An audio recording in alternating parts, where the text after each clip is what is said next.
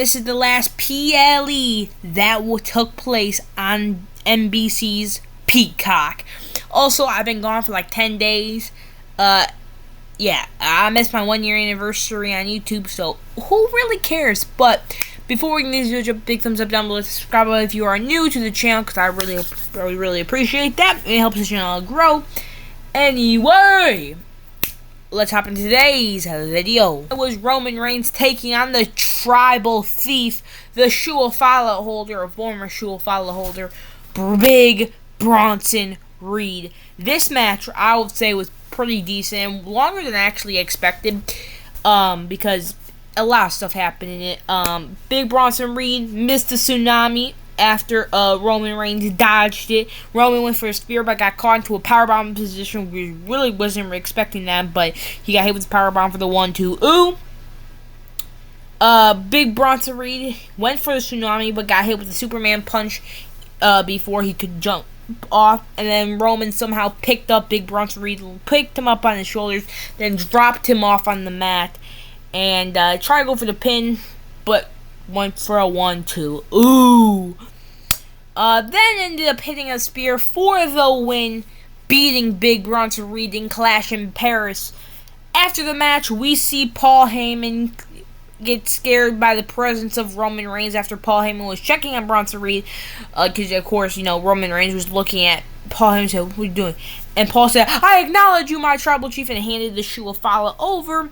Roman pulled them up in the air, and the French crowd went crazy, but ended up putting the guillotine on Paul Heyman and like locking in tight and hard to make sure he can't get a grasp of air, and sent Paul Heyman to the ground, and Paul Heyman was out cold.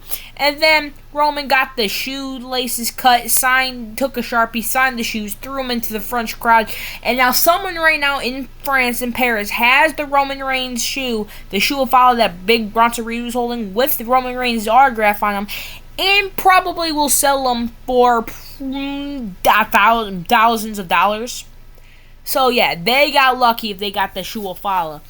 But as Roman was signing the shoes and throwing them into the crowd, Braun Breaker came out of nowhere and hit a nasty spear onto the English announce table on Roman Reigns, broke the table in pieces. So that didn't really help Roman in any favor at all. But then after that, we see Roman get thrown back into the ring. After he was trying to carry to the back, but then Braun Breaker ran back down to the ring, hit him with a spear. Then Big Bronson Reed came down, hit him with a tsunami, and then all that's happened. Then they tried to put him on a stretcher, which they weren't having it, so Bronson Reed gave him 2 more tsunamis. Jay eventually tried to help, but got speared by Braun. Braun gave Jay a tsunami, and then gave Roman 1 more tsunami for an extra pleasure. And he was mad. And Adam Pearce was very mad because he literally banned them from ringside, and he said if Bronson Reed or Braun Breaker was in the arena at all, if he saw them or sniffed them in that match, in the Fatal 4-Way match for the World Heavyweight Championship, they would be suspended indefinitely without pay. And I know they have some pretty hefty contracts. They're getting paid a bunch of money. So yeah, I wouldn't be around ringside either. But yeah, Roman Reigns won the match, which I did predict on my other channel, Vuplexington. Go check it out. But I did say Bronson Reed will probably be standing tall at the end of the night by like attacking Roman, hitting him with tsunamis, standing tall, and Roman getting stretchered out of there of the like arena, and being written off of TV for like a month or 2, well, as he go ahead and film Street Fighter, which I'm very expecting him to do. So yeah, next match of the night was the Wyatt Six taking on the Street Profits. And I watched SmackDown 3 days ago with filming. I don't really know, but I did where Bo Dallas was saying the Street Profits are not really brothers and they're gonna break up, which I did like that little detail to it. I thought it made the story pretty interesting, if you ask me. So I did like how they did that thing. But before the match even started, Montez and Dawkins were already having troubles on who they were going to have starting the match. They tagged each other in bad. They kept tagging each other in without either one's permission.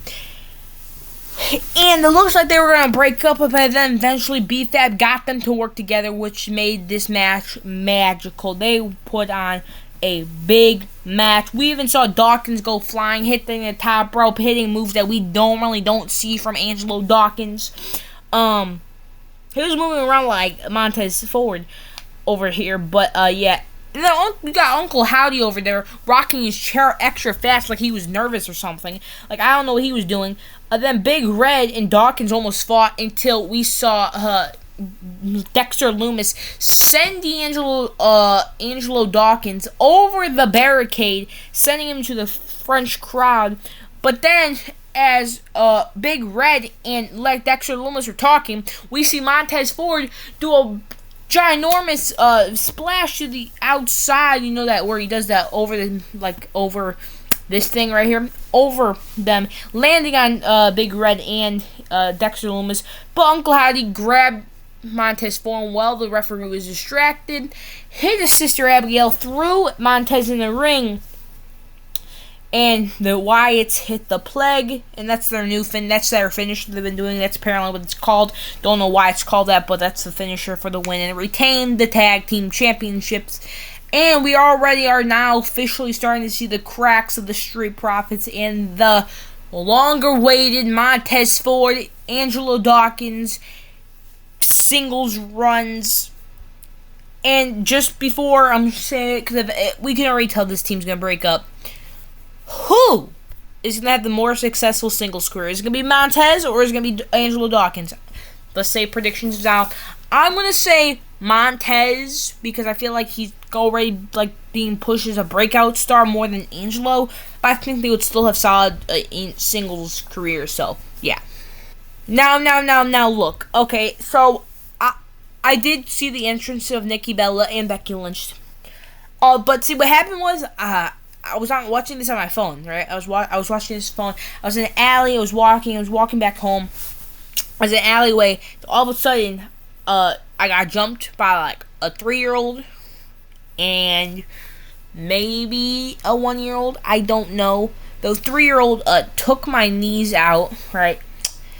And the 1-year-old, maybe, I don't know how old they were, took my phone and was trying to eat it. I was trying to grab my phone from the 1-year-old, but the 3-year-old was grabbing my hand away and pushing it away. And then they hit my head. Then they threw me against the fence and broke one of my neighbor's fences. So, I don't know. And I did get my phone back because I saw some people running the 3-year-old and 1-year-old maybe away. So yeah, I got my phone back. Still don't understand how the 3-year-old had so much power to take my knees out and hold me. I still don't understand that. I haven't got through into a neighbor's fence. Hopefully I don't have to pay anything. But I did miss this match. I actually had to look back to see who won. So all I know is Becky Lynch retained, and by a roll-up, because I looked at Santi Zap's reaction video, because I just need to catch up on it, because I have no idea what happened. I guess I got jumped in the alley by a 3-year-old and I think a 1-year-old. I don't know. I don't really know. I think I might also. I think there was a crowbar. They also maybe it was. I don't know. I don't know. They said "Mamma Mia" as soon as I got hit behind the legs. I was watching it and I all heard "Mamma Mia" and I just got. Next thing I knew, I was on the ground being held back by a 3-year-old. I think. I don't know. But yeah, that's what happened. That's why I have no idea what happened in this match. So yeah, all I know is Becky Lynch retained and got rolled up Nikki Bella for. But I did get to see the good old-fashioned Donnybrook match, fella. Yeah. We saw Sheamus and Rusev absolutely cook. And let me just tell you again, a banger. This is every Sheamus match. This was a certified Sheamus banger. Let me just tell you right now. So Rusev was the first one to grab a chair, tried to use it on Rusev, or what's his name, Sheamus, then shoved it into the corner. He ended up getting sent into the chair anyway, so I don't know why he did that. But Rusev tried to escape by going into the crowd, but Sheamus would end up pulling him back in and hitting him with the 10 beats of the batter. Rusev did end up putting Sheamus through the wooden table thing or the bar thing, threw it, and literally wood went everywhere. But Sheamus did get his payback though. Ended up putting him and Rusev got on the whiskey barrels, and then there was 2 Slim Jim tables set up like right next to each other, right by the whiskey barrels, and Sheamus jumped off with Rusev into a white noise, and they went through the Slim Jim tables, and I'm pretty sure one of the commentators said, "Snap into a Slim Jim table." I think that's what they said. I might be tripping. But we did end up seeing Rusev hit the accolade in. But it should be an instant tap. Like as soon as it locks in, Sheamus should instant tap. That's what the move should be.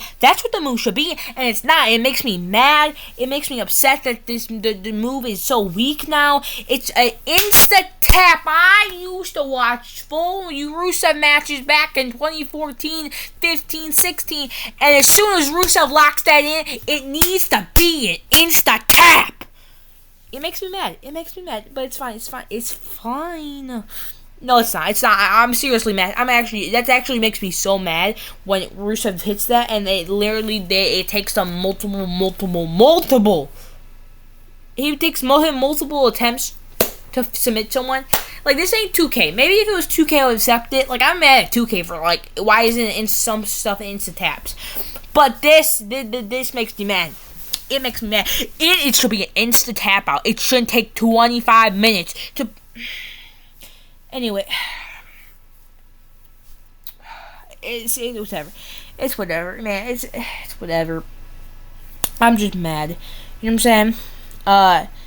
Though, this time, we did see Rusev take a shillelagh and then basically break it across the back of Sheamus, grab the other end of the shillelagh that was broken, and then shoved it inside of Sheamus' mouth, pulled back on the accolade where Sheamus' knees were bending on a 95 billion degree angle, making Sheamus tap out for like the second or third time in his career, and Rusev wins, and this is what I'm talking about. Rusev needed this win more than Sheamus, because Rusev just returned. He needs more momentum than Sheamus right now. And if we want to have Rusev go after bigger and better things than Sheamus, he needed this win. And he needed more momentum if he wants to go after singles championships, maybe even world tag championships. And maybe a setup for Sheamus and Rusev tag team, which I don't think is going to happen, but I feel like that might happen. I don't know. I don't like it, though.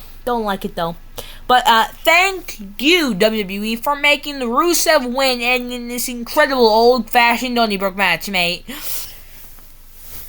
The match that actually was way better than I actually thought it was. I think this might be the John Cena versus Logan Paul might have been actually the best match of the night. I'm not even joking. The crowd was intense for this match all the way through to the end of this match. We saw John Cena pull out moves that I never thought we would see John Cena pull out. Like, I'm not even joking, bro. Logan had a lot of offense in the beginning. This man literally did a Cesaro uppercut, launching John Cena in there and hitting an uppercut out of nowhere, which, by the way, looked nasty. We even had John Cena hitting monkey flips. What type of crazy is that? We hit AIAs, STFs. John Cena also hit a tornado DDT, which is wild to say that John Cena hit a tornado DDT. Like, what world are we living in, bro? We even see Logan Paul hit John Cena with a reverse powerbomb, which looked nasty. And then he went for the one lucky punch, but Cena hit the 5 moves of doom. But Logan hit a zigzag on John Cena, which blew my mind off when I saw John Cena get hit by a zigzag. What type of world are we living in where we're seeing John Cena get hit by a zigzag? What? Like, what is happening, brother? We even saw John Cena hit the fairy tale ending on Logan Paul, which made no sense to me. I think it was the fairy tale ending. Don't know, but it made no absolute sense to me. But it makes no sense. First off, John Cena also hit a Hurricane Rana, a Cena Corona, and a Cody Ride on Logan, which I can't understand physics like that. Also hit a Styles Clash on Logan, which I also don't know. He went for also he tried to go for Avalanche attitude adjustment, but Logan fought out of that. He ended up, as Logan hit the one lucky punch on John Cena, he fell back into the ropes. Cena picked Logan on his shoulders, hit him with the attitude adjustment for the 1, 2, 3, and that was it. And by the way, John Cena hit multiple attitude adjustments just to put Logan Paul down. And these two absolutely cooked. And I feel like this proved to everybody that giving Logan Paul another John Cena retirement tour date was not a waste of time, because this match was fire. I'm not gonna lie, fire. I know Logan Paul's been included in the retirement tour of John Cena for a majority of the retirement tour, but who honestly cares? If John Cena is almost 50 years old and putting out banger matches like this for a Logan Paul, this probably proved every Logan Paul hater wrong. And we're now on the World Heavyweight Championship Fatal 4-Way match, where we saw Jey Uso had taped up ribs after the beginning of the night, and we just saw CM Punk, LA Knight, and Seth Rollins be normal. Except CM Punk, or except Seth Rollins, they had his goons coming after the rest of them. So, yeah. I also thought it was funny that Punk asked Jay to get the tables, but then Jay said no ETH and then super kicked him as he was getting the table set up. It was pretty crazy. But they all started fighting in the crowd. They ended up all getting back inside the ringside area. LA Knight hit a superplex on Jay, I believe, while CM Punk hit a powerbomb on the Jay and LA Knight, which looked pretty cool. So yeah, I'm not gonna lie. Then, as LA Knight as CM Punk was on the apron, fighting his way off of Seth Rollins not being put through the table, LA Knight pushed CM Punk onto the Slim Jim table, which it barely broke. And then LA Knight hit Seth Rollins with a BFT for the 1-2. Because Jey Uso broke it up. And that got me a little scared. I said, hey, Jay, where are you, man? Where are you, man? But then LA Knight cleared off the French announce table, put Seth Rollins in it, but got distracted by Jey Uso, I can't tell you why Jey Uso was in the way, trying to stop LA Knight for putting Seth Rollins through the announce table. Also, I'm just realizing this now. That is Jey Uso's championship render they used. There is no way they used Jey Uso's championship render for this. Yo, they're crazy for using Jey Uso's championship render, man. I also know way too much about championship renders. I need to get off of WWE.com right now. I think I have the same exact render on my phone. I'm not joking. Oh my gosh. Anyway, LA Knight went for the Megastar elbow from the top rope onto the announce table, but Seth Rollins moved just before LA Knight hit, making LA Knight go through the table, and he was basically out for the entirety of the match after that. But then Punk hit Jay with a GTS, but then Seth hit Punk while Punk was going for the pin on Jay with a stomp for the 1-2, and CM Punk kicked out. But then that got Seth mad, and Seth stomped Jay and LA Knight's head in, grabbed the steel chair, opened it up, and put it in the ring, try to grab CM Punk's head, put it through in there, hit it with a stomp, saying he wants to end him with his career and stuff, and he doesn't want to wrestle ever again. He tries for a stomp, but CM Punk moves his head where Seth's leg get caught in there, hurts his leg, letting CM Punk hit a GTS on Seth Rollins, and then Seth Rollins hit the ropes and landed on CM Punk's shoulders once again, and CM Punk was about to hit another GTS on Seth Rollins, but before he could hit that second GTS to put Seth Rollins away, we see a hooded figure in the behind CM Punk, low blowing him, letting Seth Rollins off CM Punk's shoulders. Then the mystery person was revealed to be Seth Rollins' own wife, the Women's Intercontinental Champion, Becky Lynch. I knew we were going to get a new member as soon as they banned Bronson and Braun out of the arena in match. I thought maybe it was going to be Tony D'Angelo because there's been such Becky Lynch issues about that. Was not once ever expecting this to be Becky Lynch. I don't know why. I thought they were just Becky Lynch and Seth Rollins like storylines right now completely separate, like not interweave them or anything. I thought there was gonna be there's Becky Lynch's, there's Seth Rollins, their husband and wife, but they're not gonna touch past once. Not once that I think they were gonna do that, right? Not once. But they ended up doing that, letting CM Punk get his head stomped into the chair for the 1, 2, 3, and still your World Heavyweight Champion, Seth Rollins. And now, this can only mean one thing. That AJ Lee's returning, right? AJ Lee, CM Punk versus Becky Lynch and Seth Rollins at WWE WrestlePalooza. Hell, maybe WrestleMania 42 if they're willing to waste a Seth Rollins Mania spot with a mixed tag team match. If they were willing to waste a Seth Rollins match on the mixed tag team match at WrestleMania. If they are, I don't know what they're going to do. But if they are, this is the only thing that can means, right? A AJ Lee appearance, right? Only thing that what this can means. Has to be.